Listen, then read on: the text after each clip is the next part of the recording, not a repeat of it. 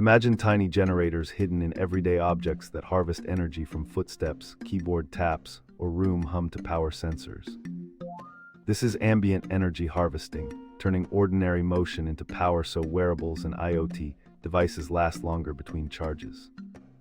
Engineers use piezoelectric, photovoltaic, and RF techniques to scavenge energy from vibrations, light, or radio waves.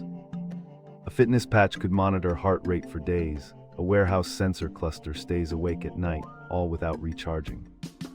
The future brings rugged power sources that blur the line between powered and passive devices, enabling maintenance-free technology.